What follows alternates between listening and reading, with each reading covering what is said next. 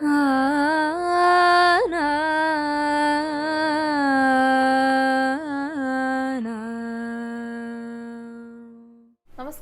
Guruvayur devotees ഓൺലൈനിലേക്ക് ഏവർക്കും സ്വാഗതം. സർവം കൃഷ്ണമയം. കൃഷ്ണായ വാസുദേവായ ദേവകീ നന്ദനായ ച നന്ദഗോപകുമാരായ ഗോവിന്ദായ നമോ നമഃ. ഇന്നത്തെ വീഡിയോയിൽ പറയാൻ പോകുന്നത് ഒരു ഭക്ത ചോദിച്ച ഒരു സംശയമാണ് കേട്ടോ. അത് കേട്ടപ്പോൾ പലർക്കും അങ്ങനെയുള്ള ചിന്തകൾ ഉണ്ടായിട്ടുണ്ടാവും എന്ന് തോന്നിയിട്ട് അതേക്കുറിച്ച് പറയാനായിട്ടാണ് പോണത്. അതായത് ഇപ്പോൾ ഗുരുവായൂർ ക്ഷേത്രത്തിലേക്ക് നമ്മൾ പോകാനായിട്ട് വിചാരിച്ചു, പക്ഷെ പല കാരണങ്ങൾ കൊണ്ട് അത് സാധിച്ചില്ല. അപ്പോൾ ആ ഭക്തയും അങ്ങനെ പറഞ്ഞിരിക്കണേ, ഈ വർഷമെങ്കിലും വരണമെന്ന് വിചാരിച്ചായിരുന്നു, പക്ഷെ പ്ലാനിങ് അങ്ങോട്ട് ശരിയാവണില്ല, വരാൻ പറ്റില്ല. അപ്പം നല്ല സങ്കടമായി. ഗുരുവായൂർ ക്ഷേത്രത്തേക്ക് മാത്രമല്ല കേട്ടോ, അപ്പോൾ ദൂരെയുള്ള പല തൊട്ടടുത്ത് നമ്മുടെ അടുത്തുള്ള തട്ടകത്തിലെ ക്ഷേത്രമല്ല പറയുന്നത്, ദൂരെയുള്ള ക്ഷേത്രങ്ങളിലേക്ക് പോകണം എന്നൊക്കെ യാത്രയൊക്കെ പ്ലാൻ ചെയ്തു. പക്ഷെ അതൊന്നും നടക്കുന്നില്ല. എന്തെങ്കിലുമൊക്കെ കാരണങ്ങൾ കൊണ്ട് അതിങ്ങനെ നീണ്ടു പോകുക, അതിങ്ങനെ തടസ്സങ്ങളായിട്ട് വന്നുകൊണ്ടിരിക്കുക. അപ്പം എന്തുകൊണ്ടായിരിക്കും അങ്ങനെ വരുന്നുണ്ടായിരിക്കാം? അപ്പോൾ ഈ തടസ്സങ്ങൾ വന്നു കഴിഞ്ഞാലേ ഓട്ടോമാറ്റിക്കലി നമ്മുടെ മനസ്സിലൊരു സങ്കടം വരും. ഭഗവാൻ എന്തെങ്കിലും അനിഷ്ടം ഉണ്ടായിരിക്കുമോ, എന്തെങ്കിലും ദോഷം കൊണ്ടാണോ അങ്ങോട്ടേക്ക് കൊണ്ടുവരാത്തത്, അങ്ങനെയൊക്കെയുള്ള ചിന്തകൾ വരും. ഇതിപ്പോൾ ക്ഷേത്രത്തിലേക്ക് പോകുന്ന കാര്യം മാത്രമല്ല കേട്ടോ, നമ്മൾ എന്തെങ്കിലും ഒരു ശുഭകാര്യത്തിനായിട്ട് ഇറങ്ങിത്തിരിക്കുന്ന സമയത്ത് എന്തെങ്കിലും ഒരു തടസ്സം വരിക, അല്ലെങ്കിൽ ആ യാത്ര അവിടെ മുടങ്ങിപ്പോവുക, വേറെ എന്തെങ്കിലും കാരണങ്ങൾ വന്നാൽ മതിയല്ലോ, വേറെ എങ്ങോട്ടെങ്കിലും പോകേണ്ട ഒരു രീതി വന്നാൽ മതി. അപ്പോൾ ആ യാത്രകളൊക്കെ മുടങ്ങി പോകുമ്പോൾ മനസ്സിൽ തന്നെ ഒരു മടുപ്പ് വരും. അതിങ്ങനെ നീണ്ടുപോകുകയാണല്ലോ, എന്തുകൊണ്ടാണ് ഇങ്ങനെയൊക്കെ സംഭവിക്കണത്, അപ്പോൾ ഈ ദോഷങ്ങളുണ്ടോ, അങ്ങനെയൊക്കെയാണ് പലർക്കും ചിന്തകൾ വരിക. ശരിക്കും എന്തുകൊണ്ടാണ് ഇങ്ങനെയുള്ള യാത്രകളൊക്കെ മുടങ്ങി പോകുന്നത്? ഭഗവാൻ എന്തെങ്കിലും അനിഷ്ടമുണ്ടായിട്ടായിരിക്കോ, അല്ലെങ്കിൽ ഭഗവാന്റെ പരീക്ഷണം കൊണ്ടായിരിക്കോ? അതേപോലെ തന്നെ ഇങ്ങനെയൊക്കെ മുടങ്ങിക്കഴിഞ്ഞാൽ അതിൻ്റെ പരിഹാരങ്ങൾ എന്തൊക്കെയാണ് നമുക്ക് ചെയ്യാനായിട്ട് സാധിക്കുക, അതിനെക്കുറിച്ചാണ് ഇന്നത്തെ വീഡിയോയിൽ പറയാനായിട്ട് പോകുന്നത് കേട്ടോ. അപ്പോൾ വീഡിയോ ഒക്കെ എല്ലാവരും മുഴുവനായിട്ട് കാണാൻ ശ്രമിക്കുക. വീഡിയോയിൽ കടക്കുന്നതിന് മുൻപായിട്ട് നമുക്ക് അലങ്കാരങ്ങൾ പറയാം. ഗുരുവായൂരപ്പൻ്റെയും ഭഗവതി അമ്മയുടെയും അയ്യപ്പൻ്റെയും ഗണപതിയുടെയും ഒക്കെ അലങ്കാരങ്ങൾ പറയാം കേട്ടോ. ആദ്യം തന്നെ ഗുരുവായൂരപ്പൻ്റെ അലങ്കാരം പറഞ്ഞുകൊണ്ട് തുടങ്ങാം. ഭഗവാൻ ഇന്നലെ ഗോവർദ്ധനഗിരിധാരിയായിട്ടായിരുന്നു ചാർത്തിയിട്ടുണ്ടായിരുന്നത് കേട്ടോ. മനോഹരമായിട്ട് ചാർത്തിയിട്ടുള്ള ഒരു അലങ്കാരമായിരുന്നു. മുൻപൊരിക്കലേ ഇതേപോലെ ഗോവർദ്ധനം വന്ന സമയത്ത് ഒരു ഭക്ത കമൻ്റായിട്ട് ചോദിച്ചിട്ടുണ്ടായിരുന്നു, എന്താണ് ഈ ഗോവർദ്ധനഗിരിധാരിയായിട്ട് അലങ്കാരം വന്നു കഴിഞ്ഞാൽ അത് അർത്ഥാക്കുന്നത്, ഭഗവാൻ എന്താണ് നമ്മുടെ അടുത്ത് പറയാനായിട്ട് ശ്രമിക്കുന്നത് എന്ന് ചോദിച്ചിട്ടുണ്ടായിരുന്നു കേട്ടോ. അപ്പോൾ അതേക്കുറിച്ച് പറയാം. ഈ ഗോവർദ്ധനം ഉയർത്തിപ്പിടിച്ച് നിൽക്കുന്ന ഭഗവാനെ ഒന്ന് സങ്കല്പിച്ച് നോക്കൂ. എന്തിനു വേണ്ടിയിട്ടാണ് ഭഗവാൻ ഗോവർദ്ധന പർവ്വതം ഉയർത്തിയത്? ആ വ്രജവാസികളെ പേമാരിയിൽ നിന്ന് സംരക്ഷിക്കാൻ വേണ്ടിയിട്ട്. ഗോപികമാര്, ഗോപന്മാര്, അവിടെയുള്ള എല്ലാ ജീവജാലങ്ങളെയും ആ പേമാരിയിൽ നിന്ന് സംരക്ഷിക്കാനായിട്ട് ഒരു കുട പോലെയാണ് ഗോവർദ്ധനം ഉയർത്തി നിർത്തിയിട്ടുണ്ടായിരുന്നത്. അവൻ 7 ദിവസം ഭഗവാൻ ഉയർത്തി നിർത്തി. പിന്നെ സന്തോഷിപ്പിക്കാനായിട്ട് ഒപ്പം ഓടക്കുഴൽ വായിക്കുകയും കൂടെ ചെയ്തിട്ടുണ്ടായിരുന്നു. അതേ അലങ്കാരമാണ് ഇന്നലെ ഉണ്ടായിരുന്നത്. അപ്പൊ ഇതിൽ നിന്ന് എന്താണ് അർത്ഥാക്കുന്നത്? ഭഗവാൻ നമ്മളെയൊക്കെ സംരക്ഷിക്കാനാണ് വന്നിരിക്കുന്നത്. നമുക്ക് എന്തൊക്കെ ബുദ്ധിമുട്ടുകൾ ഉണ്ടെങ്കിലും, പ്രശ്നങ്ങൾ ഉണ്ടെങ്കിലും, അപകടങ്ങൾ ഉണ്ടെങ്കിലും അതിൽ നിന്നെല്ലാം സംരക്ഷണമേകുന്ന ഭഗവാനാണ്. ഇപ്പോൾ പലരും മെസ്സേജ് അയച്ച് പ്രാർത്ഥിക്കാനായിട്ട് പറയാറുണ്ട് കേട്ടോ. കാരണം വിദേശ രാജ്യങ്ങളിലെ യുദ്ധമൊക്കെ നടക്കുന്ന സമയമാണ്. അപ്പോൾ അവിടെ മക്കളുള്ളവർ, ഫാമിലി ആയിട്ടുള്ളവരൊക്കെ ഉണ്ടായിരിക്കും. അപ്പോൾ നാട്ടിലിരിക്കുന്നവർക്ക് സമാധാനം ഉണ്ടാവില്ലല്ലോ, അവിടെ ഉള്ളവർക്കും. അപ്പോൾ അവർക്കൊക്കെ വേണ്ടി പ്രാർത്ഥിക്കണം എന്ന് പറയാറുണ്ട്. തീർച്ചയായിട്ടും എല്ലാവരും അവരെ പ്രാർത്ഥനയിൽ ഉൾപ്പെടുത്തുക.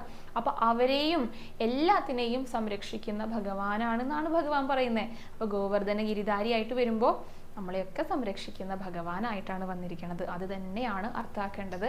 അതാണ് ഭഗവാൻ നമ്മുടെ അടുത്തൊക്കെ പറയാനായിട്ടും കൂടെ ശ്രമിക്കുന്നത് കേട്ടോ. മനോഹരമായിട്ട് ചാർത്തിയിട്ടുള്ള അലങ്കാരമാണെന്ന് പറഞ്ഞല്ലോ. നല്ല തിളക്കണ്ടായിരുന്നു ഭഗവാനെ കാണാനായിട്ട്. ആടയാഭരണങ്ങളാണെങ്കിലും ഉടയാടയൊക്കെ ആണെങ്കിലും കേട്ടോ. 2 തിരുമുടിമാല ഉണ്ടായിരുന്നു.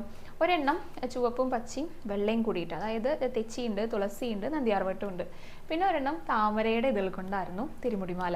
ഒരു ഉണ്ടമാലയുണ്ട് കേട്ടോ. അതിങ്ങനെ ചുവപ്പ് വെള്ള, ചുവപ്പ് വെള്ള, അങ്ങനെ മാറി മാറി കോർത്തിരിക്കുകയാണ് തെച്ചിയും നന്ദിയാർവട്ടവും കൊണ്ട്. അതിന് നടുക്കാണ് ഗോവർദ്ധനമൊക്കെ ഉയർത്തിപ്പിടിച്ചിട്ട് ഭഗവാൻ നിൽക്കുന്നുണ്ടായിരുന്നത്. നെറ്റിയിൽ ഗോപി തിലകുണ്ട്. വലിയ കാതുപൂക്കളാണ് കേട്ടോ. കാരണം കുഞ്ഞു മുഖല്ലേ ഭഗവാന്റെ. മാലകളൊക്കെ അണിഞ്ഞിട്ടുണ്ട്, കൈവളകളും തോൾവളകളൊക്കെ ഉണ്ട്. ഗോവർദ്ധനമൊക്കെ കുറച്ച് വലിയ ഗോവർദ്ധനാണ് കേട്ടോ. തുളസിയുടെ ഇലയൊക്കെ ഒട്ടിച്ച് വെച്ചിട്ട് ആ മരങ്ങളുടെ, ആ കാടിൻ്റെ, അതിൻ്റെയൊക്കെ ഒരു പ്രതീതിയും കൂടെ ഉണ്ട്. പിന്നെ വലത്തെ കയ്യിൽ പൊന്നോടക്കുള്ളുണ്ട്. വീണ്ടും അതും പൊഴിക്കുകയാണ്, എല്ലാവരെയും സന്തോഷിപ്പിക്കാൻ കൂടെ വേണ്ടിയിട്ട്. അരയിൽ കിങ്ങിണിയൊക്കെ കെട്ടിയിട്ടുണ്ട്. കിങ്ങിണി ഏതാണ്, ആ ഉടയാട ഏതാണെന്ന് വേർതിരിച്ച് കാണാൻ കുറച്ച് ബുദ്ധിമുട്ടാണ് കേട്ടോ. കാരണം നല്ല കസവിൻ്റെ, നല്ല തിളക്കമുള്ള ഉടയാടയാണ് ഭഗവാൻ അണിഞ്ഞിരിക്കുന്നത്. അതുകൊണ്ട് അതാണ് ആ ഒരു തിളക്കം.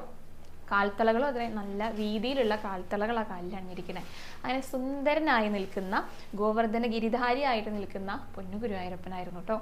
അപ്പം നമ്മളെല്ലാവരെയും സംരക്ഷിക്കണേ ഭഗവാനെ എന്നൊന്ന് പ്രാർത്ഥിച്ചാൽ മാത്രം മതി, ഒന്ന് സ്മരിച്ചാൽ മാത്രം മതി ഭഗവാനെ. എല്ലാവരുടെയും സംരക്ഷണത്തിനായിട്ട് ഭഗവാൻ എത്തുന്നതായിരിക്കും. അപ്പോൾ ആ ഭഗവാന്റെ പാദങ്ങളിലെ എല്ലാവരും ഒന്ന് നമസ്കരിച്ചോളൂ കേട്ടോ. ആ ഒരു രൂപം മനസ്സിൽ കണ്ടുകൊണ്ട് ഗുരുവായൂരപ്പ ശരണം എന്നൊന്ന് കമൻറ്റ് ബോക്സിൽ രേഖപ്പെടുത്തിക്കോളൂ. അങ്ങനെ ഭഗവാനെ തൊഴുത് നമസ്കരിച്ചിട്ട് നേരെ ഗണപതിയുടെ അടുത്തേക്കാണ് എത്തിയിരിക്കുന്നത്. ഗണപതിക്ക് വളരെ ലളിതമായിട്ട്, അതായത് സിമ്പിളായിട്ടാണ് ചെയ്തിരിക്കുന്നത്. പക്ഷെ നല്ല തിളക്കുണ്ടായിരുന്നു. മഞ്ഞ നിറത്തിലായിരുന്നു ഉടയാട ഉണ്ടായിരുന്നത്. പിന്നെ നിറയെ സ്വർണ്ണ പൊട്ടുകളും സ്വർണ്ണ ഗോപികളൊക്കെയാണ്. ആ തുമ്പിയിൽ തന്നെ ഒരു 3 സ്വർണ്ണപ്പൊട്ടുണ്ട്. പിന്നെ അതിന് മുകളിലേക്ക് സ്വർണ്ണ ഗോപികൾ വെച്ചിട്ടുണ്ട്. പിന്നെ ഗണപതിയുടെ ഒരു സ്വർണ്ണ നിറത്തിൽ ചുവന്ന കല്ലൊക്കെ പതിപ്പിച്ച ഒരു കിരീടം അണിഞ്ഞിട്ടുണ്ട്. ഇനി ഇതൊന്നും കൂടാതെ നിറയെ സ്വർണ്ണ പൂക്കളും സ്വർണ്ണ പൊട്ടുകളും ഒക്കെ ഈ ചുറ്റുപാടും വെച്ചിട്ട് നല്ല തിളക്കത്തോട് കൂടിയിട്ടാണ് ഗണപതി ഇരിക്കുന്നുണ്ടായിരുന്നു കേട്ടോ. അപ്പം എല്ലാവരും ഗണപതിയുടെ ആ ഒരു രൂപവും ആ മുഖമൊക്കെ നന്നായി മനസ്സിൽ കണ്ടിട്ട് തൊഴുതു പ്രാർത്ഥിച്ചോളും. ഗണപതിക്ക് മുന്നിലെ എല്ലാവരും ഒന്ന് ഏത്തമിട്ടോളൂ. ഇനി നമുക്ക് ഭഗവതി അമ്മേനെ കാണാൻ പോകുക കേട്ടോ. കുറേ ദിവസമായില്ലേ ഭഗവതിനെയൊക്കെ കണ്ടിട്ട്. അതിസുന്ദരിയായിട്ടാട്ടോ ഭഗവതി അമ്മ ഇരിക്കുന്നത്. എന്തൊരു ഭംഗിയാണെന്നറിയോ. ഇന്നലെയും അതെ മിനിഞ്ഞാന്ന് ആ ദിവസങ്ങളിലൊക്കെ നല്ല ഭംഗിയുള്ള മുഖച്ചാർത്തായിരുന്നു ഭഗവതിക്ക് ഉണ്ടായിരുന്നത്. സുന്ദരി തന്നെ വേണം പറയാനായിട്ട്. ചുവന്ന നിറത്തിലാണ് ഉടയാട ഉണ്ടായിരുന്നത്. സ്വർണത്തിന്റെ ഇങ്ങനെ പൊട്ടുപൊട്ടുകളൊക്കെ പോലെയായിട്ട് കേട്ടോ. പിന്നെ ഏകദേശം ഈ വയറിന്റെ ഭാഗത്തായിട്ട് ഒരു സ്വർണ്ണ പൂ വെച്ചിട്ടുണ്ട്. പിന്നെ 3 സ്വർണ്ണ പൂക്കൾ കഴുത്തിലൊട്ടിച്ച് വെച്ചിട്ടുണ്ട്. അതിന് മുകളിലായിട്ട് നല്ല കനം കുറഞ്ഞിട്ടുള്ള സ്വർണ്ണ നിറത്തിൽ ഒരു മാല അണിഞ്ഞിട്ടുണ്ട് ഭഗവതി. പിന്നെ കാതുകളിലെയും തിലകാണ് കേട്ടോ, ഗോപി തിലക വെച്ചിരിക്കുന്നത്. നെറ്റിയിൽ ഒരു ഗോപി തിലകുണ്ട്. ചുണ്ടൊക്കെ നല്ല കരിയും ചുവപ്പ് നിറത്തിലാക്കിയിട്ടാ നല്ല സുന്ദരി എന്ന് വേണം പറയാനായിട്ട് ഭഗവതീനെ. ആ കണ്ണുകളും ഒക്കെ ഇങ്ങനെ വാലിട്ട് എഴുതുന്ന പോലത്തെ കണ്ണുകൾ എന്ന് പറയില്ലേ, അത്രയും മനോഹരമായിട്ടാണ് കണ്ണൊക്കെ ചാർത്തിയിരിക്കുന്നത്. പിന്നെ കിരീടം ചാർത്തിയിരിക്കുന്നതാണ് കേട്ടോ. അത് ചന്ദനവും പിന്നെ വെളുത്ത നൂലുകളൊക്കെ ആയിട്ട് ചെറുതായിട്ടൊന്ന് ഡിസൈൻ ചെയ്തിട്ട് ഒന്ന് ചാർത്തിയിട്ടുണ്ട്. അങ്ങനെ അതിസുന്ദരിയായിട്ടിരിക്കുന്ന ഭഗവതി അമ്മയായിരുന്നു. എല്ലാവരും ഭഗവതിയുടെ ആ രൂപമൊക്കെ നന്നായി മനസ്സിൽ കണ്ടിട്ട് തൊഴുതു പ്രാർത്ഥിച്ചോളൂ കേട്ടോ. ഭഗവതി അമ്മയ്ക്ക് മുന്നിലും എല്ലാവരും ഒന്ന് നമസ്കരിച്ചോളൂ. ഇനി നമുക്ക് അയ്യപ്പനെ കാണാം. അയ്യപ്പനും ഗണപതിയുടെ പോലെ തന്നെ നല്ല തിളക്കത്തിലാണ് കേട്ടോ ഇരിക്കുന്നത്. ഒരു മഞ്ഞ നിറത്തിൽ തന്നെയാണ് ഉടയാട ഉണ്ടായിരുന്നത്. പക്ഷെ അതിൽ നിറയെ സ്വർണ്ണ പൊട്ടുകൾ ഇങ്ങനെ വാരി വിതറിയ പോലെ. അപ്പോൾ ആ ഉടയാടയ്ക്കും നല്ലൊരു തിളക്കുണ്ടായിരുന്നു. പിന്നെയുള്ള അലങ്കാരങ്ങളൊക്കെ സ്വർണ്ണ പൊട്ടുകൾ കൊണ്ടും സ്വർണ്ണ പൂവുകൾ കൊണ്ടുമായിരുന്നു. അതിങ്ങനെ ദേഹത്തൊക്കെ മാല പോലെയൊക്കെ വെച്ചിട്ടുണ്ട്. കാതുകളിലുണ്ട്, ആ കഴുത്തിലായിട്ടുണ്ട്, നെറ്റിയിലുണ്ട്. അങ്ങനെയെല്ലാം നിറയെ തിളക്കം, പൊട്ടുകളും പൂവുകളും ഒക്കെ ആയിട്ട്. പിന്നെ കിരീടം ചാർത്തിയിരിക്കുകയാണ് കേട്ടോ. ചെറുതായിട്ട് ചന്ദനം കൊണ്ട് ചാർത്തിയിട്ട് ഇങ്ങനെ കുഞ്ഞു കുഞ്ഞു കുത്തുകുത്തുകളൊക്കെ ചന്ദനം കൊണ്ട് തന്നെ ഇട്ട് കൊടുത്തിട്ടുണ്ട്. അപ്പോൾ ഒരു കിരീടം പോലെയുള്ള ആ ഒരു രീതിയിലാണ് ചാർത്തിയിരിക്കുന്നത്. കുറച്ച് പ്രായമായിട്ടിരിക്കുന്ന അയ്യപ്പനായിട്ടാണ് എനിക്ക് തോന്നിയത് കേട്ടോ. നന്നേ ചെറുപ്പമല്ല, കുറച്ച് പ്രായത്തിലുള്ള അയ്യപ്പനായിട്ടാണ്. അപ്പോൾ എല്ലാവരും അയ്യപ്പൻ്റെയും ആ ഒരു മുഖവും ആ ഒരു രൂപവും ഭാവവും ഒക്കെ നന്നായി മനസ്സിൽ കണ്ടിട്ട് തൊഴുതു പ്രാർത്ഥിച്ചോളൂ കേട്ടോ. അയ്യപ്പന് മുന്നിലും എല്ലാവരും ഒന്ന് നമസ്കരിച്ചോളൂ. ഇനി നമുക്ക് നമ്മുടെ പ്രധാന വിഷയത്തിലേക്ക് വരാം കേട്ടോ.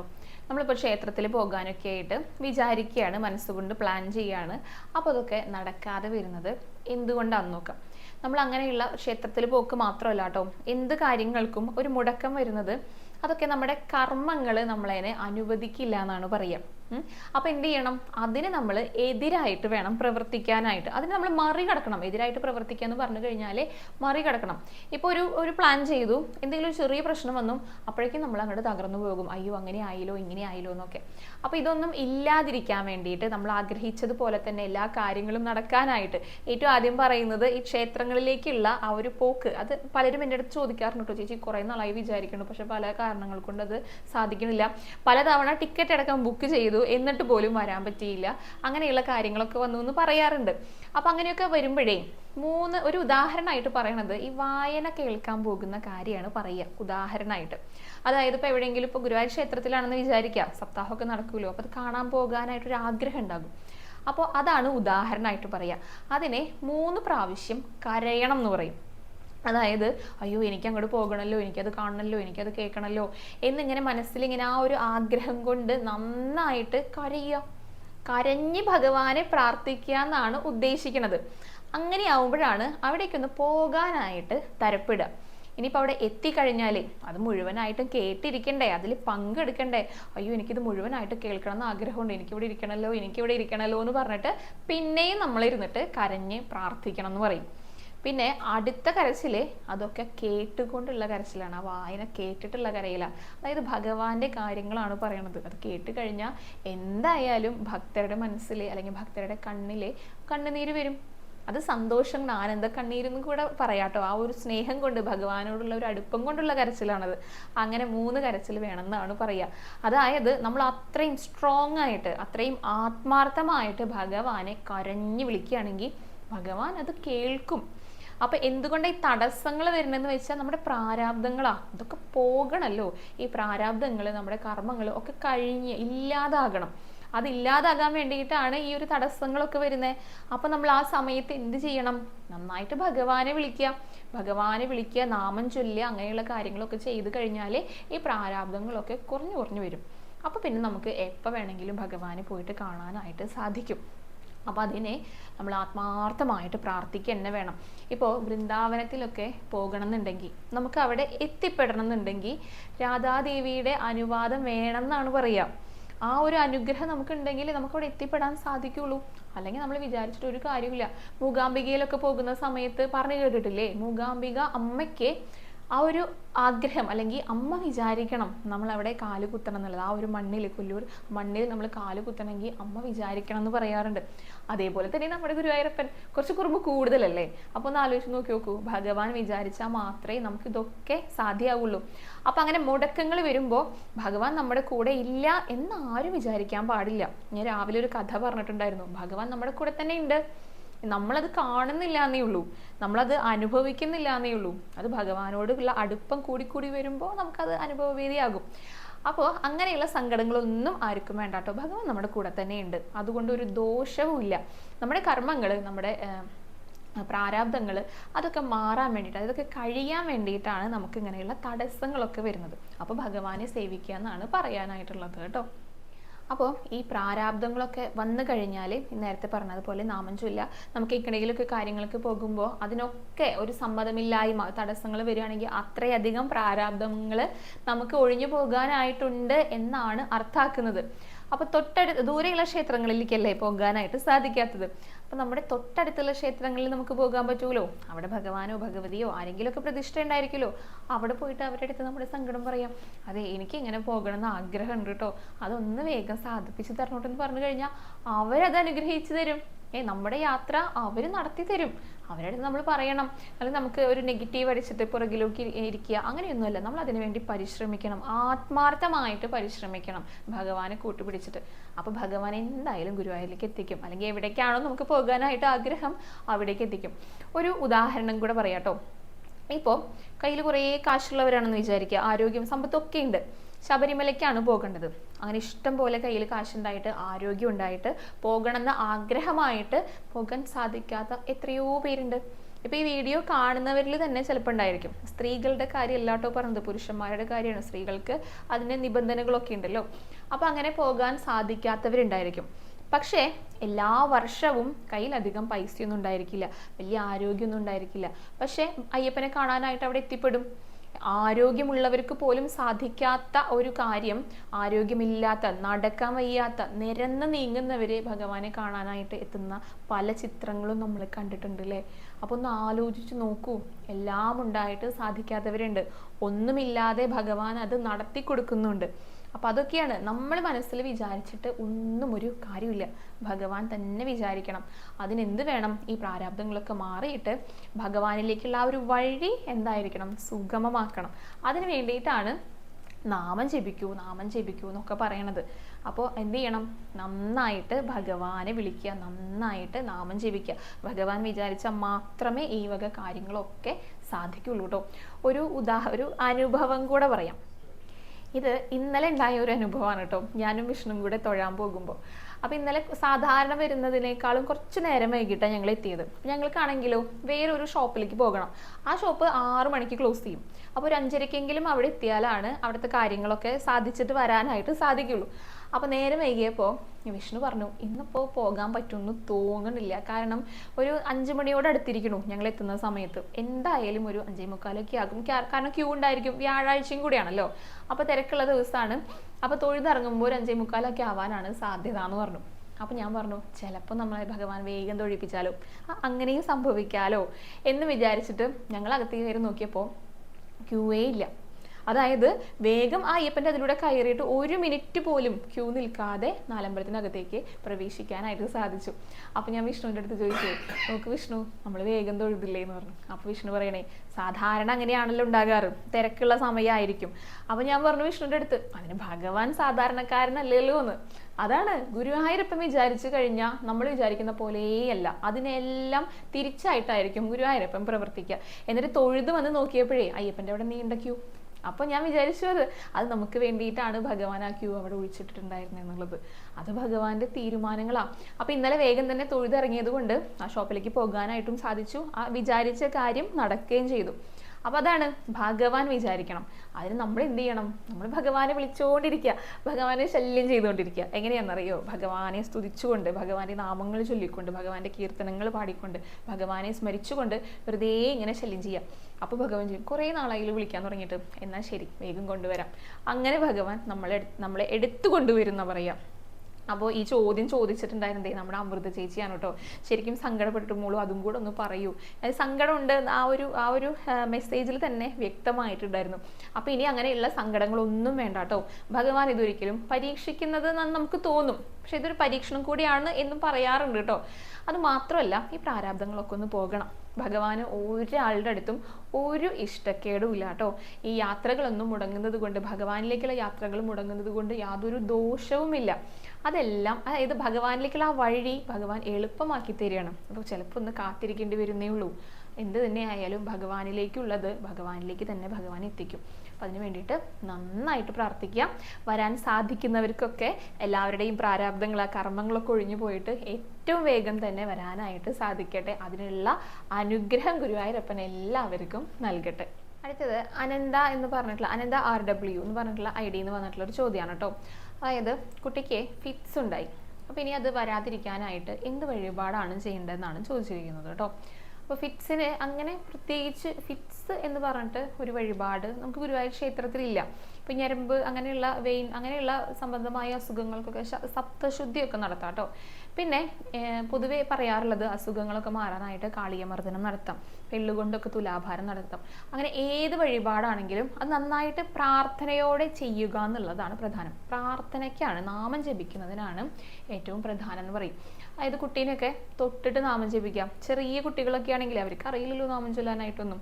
അപ്പോൾ കുട്ടിയെ തൊട്ടിട്ട് അമ്മയ്ക്കോ അല്ലെങ്കിൽ മുതിർന്നവർക്ക് ആർക്കെങ്കിലുമൊക്കെ നാമം ജപിക്കാം, ഭഗവാനെ വിളിക്കാം.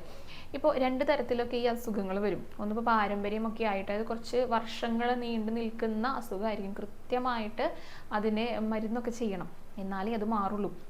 അത് എല്ലാവർക്കും അറിയുന്നുണ്ടായിരിക്കും, ഞാൻ കൂടുതൽ അതേപ്പറ്റി പറയണില്ല. ചില കുട്ടികൾക്കാണെങ്കിൽ ഒരു 5 വയസ്സിൽ താഴെ ചെറുപ്പം കുട്ടികൾക്ക് ഇപ്പോൾ പനിയൊക്കെ വന്നു കഴിഞ്ഞാൽ ആ പനി ഇങ്ങനെ മൂർച്ഛിക്കുമ്പോൾ അതിൻ്റെ ഭാഗമായിട്ടൊക്കെ ചിലപ്പോൾ ഫിറ്റ്സ് വരും. അതൊക്കെ മാറുന്നതാണ് കേട്ടോ. അതൊക്കെ ആ ഒരു പനി കൊണ്ട് വരുന്നിട്ടുള്ള കാര്യങ്ങൾ. അപ്പോൾ ആ ഒരു ചെറുപ്പകാലത്തൊന്ന് ശ്രദ്ധിച്ചു കഴിഞ്ഞാൽ ഇനി അങ്ങനത്തെ കണ്ടീഷൻസ് വരാതെ നോക്കുകയാണെങ്കിൽ പിന്നെ അത് വരില്ല. അല്ലാതെ വരുന്നതിനൊക്കെ കൃത്യമായിട്ട് മരുന്ന് ചെയ്യണം. ഒപ്പം നന്നായിട്ട് പ്രാർത്ഥിക്കുക. മഹാദേവൻ കാലുകൊണ്ട് ചവിട്ടി പിടിക്കുന്നതാണ് ഈ അപസ്മാരം എന്ന് പറഞ്ഞിട്ടുള്ള ഭൂതത്തിന്. അപ്പോൾ മഹാദേവനെ സേവിക്കുക, മഹാദേവ ക്ഷേത്രത്തിലൊക്കെ പോകുക, ധാര പോലെയുള്ള വഴിപാടുകളൊക്കെ ചെയ്യുക, ഭസ്മൊക്കെ അണിയിച്ചു കൊടുക്കുക കുട്ടിക്ക്.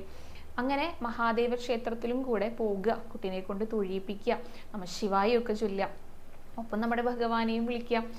ഭഗവാനെ വിളിച്ചു കഴിഞ്ഞാൽ മാറാത്ത ഒരു അസുഖവും ഇല്ല. അതിന് ചിലപ്പോൾ കുറച്ച് കാലതാമസമൊക്കെ വേണ്ടി വന്നേക്കാം. അപ്പോൾ ഒരു അപകടം കൂടാതെ അതൊക്കെ മാറാനായിട്ട് ഏത് വഴിപാട് വേണമെങ്കിലും ചെയ്യാം കേട്ടോ. ഇന്നതൊന്നുമില്ല. ഇപ്പം ഞാൻ മുൻപ് പറഞ്ഞ വഴിപാടുകൾ ചെയ്യാം, അല്ലെങ്കിൽ നിങ്ങൾക്ക് എന്താണോ മനസ്സിൽ തോന്നുന്നത് അത് ചെയ്യാം. നാമം ചൊല്ലലിനാണ് ഏറ്റവും പ്രധാനം. എന്ത് അസുഖങ്ങളുണ്ടെങ്കിലും എന്ത് ബുദ്ധിമുട്ടുകളുണ്ടെങ്കിലും എല്ലാം നാമജപത്തിലൂടെ മാറുമെന്നാണ് പറയുക. അപ്പോൾ ഇത്രയൊക്കെ കാര്യങ്ങളാണ് ഇന്നത്തെ വീഡിയോയിൽ ഉൾക്കൊള്ളിച്ചിരിക്കുന്നത്. തീർച്ചയായിട്ടും എല്ലാവർക്കും ഉപകാരപ്രദമാകും എന്ന് വിചാരിക്കുകയാണ് കേട്ടോ. അപ്പോൾ ആരും സങ്കടപ്പെടേണ്ട, നന്നായിട്ട് ഭഗവാനെ വിളിച്ചോളൂ. എന്താഗ്രഹങ്ങളുണ്ടെങ്കിലും ഭഗവാൻ സാധിപ്പിച്ചു തരും. പിന്നെ മാധവമാസം അതായത് വൈശാഖ മാസമൊക്കെ വരാനായിട്ട് പോകുകയാണ്. അപ്പോൾ അതേക്കുറിച്ച് ഞാനൊരു ഷോർട്ട് വീഡിയോ ചെയ്തിട്ടുണ്ട്. കൂടുതൽ കാര്യങ്ങൾ വൈശാഖ മാസത്തെക്കുറിച്ച് നിങ്ങളുടെ അടുത്ത് പറയണം കേട്ടോ. എന്താണ് വൈശാഖ മാസം എന്നും അങ്ങനെ ആ വൈശാഖ മാസം എങ്ങനെയാണ് ആചരിക്കേണ്ടതെന്നും അതോടൊപ്പം തന്നെ ഗുരുവായൂർ ഡിവോട്ടീസ് ഓൺലൈനിനും ഈ വൈശാഖ മാസത്തിൽ ഗുരുവായൂരപ്പന് വേണ്ടി കുറച്ച് കാര്യങ്ങളൊക്കെ ചെയ്യണമെന്ന് ആഗ്രഹിക്കുന്നുണ്ട്. അപ്പോൾ നമ്മൾ നാരായണി എഴുതിക്കൊണ്ടിരിക്കുന്നുണ്ടല്ലോ, അതേപോലെ ഇപ്പോൾ ഗുരുവായൂരപ്പൻ്റെ അനുഗ്രഹത്തോട് കൂടിയിട്ട് അതും ചെയ്യണമെന്ന് ആഗ്രഹമുണ്ട്. അപ്പോൾ അതേക്കുറിച്ചൊക്കെ വരുന്ന ദിവസത്തെ വീഡിയോയിൽ പറയുന്നതായിരിക്കും കേട്ടോ. അപ്പോൾ വീഡിയോസ് എല്ലാവരും മുഴുവനായിട്ട് കാണാനായിട്ട് ശ്രമിക്കുക. ഇഷ്ടപ്പെട്ടിട്ടുണ്ടെങ്കിൽ ലൈക്കും ഷെയറും ഒക്കെ ചെയ്യുക. അഭിപ്രായങ്ങളൊക്കെ ഉണ്ടെങ്കിൽ കമൻറ്റ് ചെയ്യുക. ചോദ്യങ്ങളൊക്കെ ഉണ്ടെങ്കിൽ അതായത് സംശയങ്ങളൊക്കെ ഉണ്ടെങ്കിൽ ചോദിക്കുക. അപ്പോൾ അടുത്ത ദിവസം സാധിക്കുന്ന മറുപടികളൊക്കെ ആയിട്ട് വരാം കേട്ടോ. ഇന്നത്തെ വീഡിയോയും ഇവിടെ അവസാനിക്കുകയാണ്. തൊഴാൻ പോയ വിശേഷങ്ങളും അലങ്കാരങ്ങളും പിന്നെ കഥകളൊക്കെ ഉണ്ടെങ്കിൽ അതുമൊക്കെ ആയിട്ട് നാളത്തെ വീഡിയോയിൽ കാണാം. ഹരേ കൃഷ്ണ, ഹരേ ഗുരുവായൂരപ്പ.